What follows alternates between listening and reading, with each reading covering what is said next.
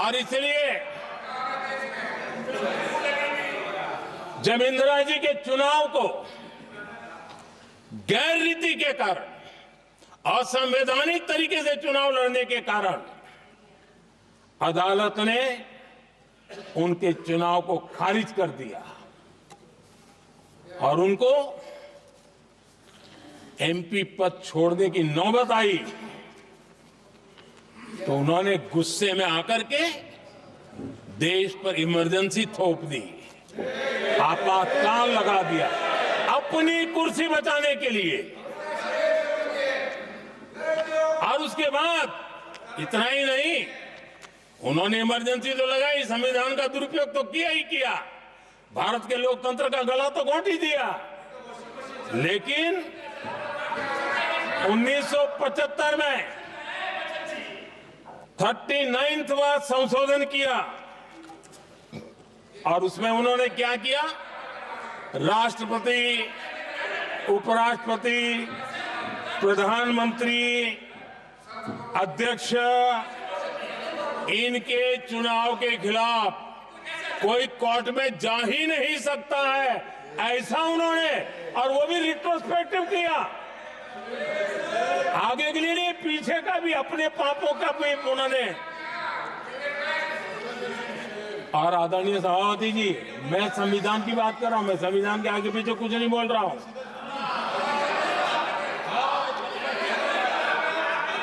आदरणीय सभापति जी,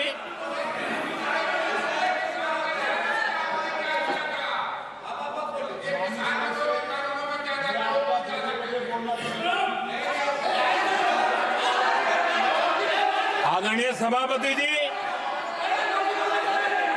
इमरजेंसी में लोगों के अधिकार छीन लिए गए, देश के हजारों लोगों को जेलों में ठूंस दिया गया,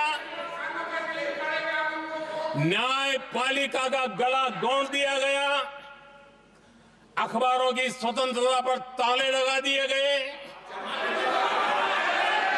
इतना ही नहीं, कमिटेड जुडिशरी, इस विचार को उन्होंने पूरी ताकत दी। और इतना ही नहीं, जिस जस्टिस एच.आर. खन्ना ने उनके चुनाव में उनको खिलाफ जो जजमेंट दिया था, वो इतना गुस्सा भरा था कि जब जस्टिस एच.आर. खन्ना, जो सीनियरिटी के आधार पर सुप्रीम कोर्ट के चीफ जस्टिस बनने थे,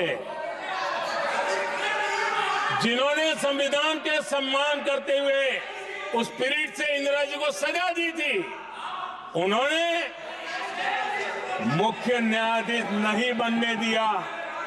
ये संविधान और लोकतांत्रिक प्रक्रिया रही।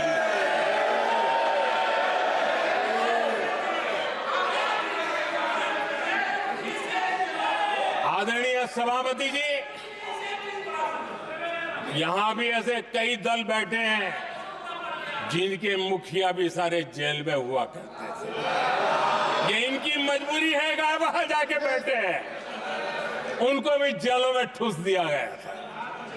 आदरणीय सभापति जी, देश पर जुल्म तांडव चल रहा था, निर्दोष लोगों को जेलों में ठूस दिया जाता था, लाठियां बरताई जाती थी, कई लोग जेलों में मौत के शरण हो गए थे, और एक निर्दयी सरकार संविधान को चूर चूर करती रही थी। आदरणीय सभापति जी, ये परंपरा यहां नहीं रुकी। जो परंपरा नेहरू जी ने शुरू की थी, जिसको दूसरे प्रधानमंत्री जी इंदिरा जी ने आगे बढ़ाया, क्योंकि खून मुंह पे लग गया था, और इसलिए राजीव गांधी जी प्रधानमंत्री बने। उन्होंने संविधान को एक और गंभीर झटका दे दिया। सबको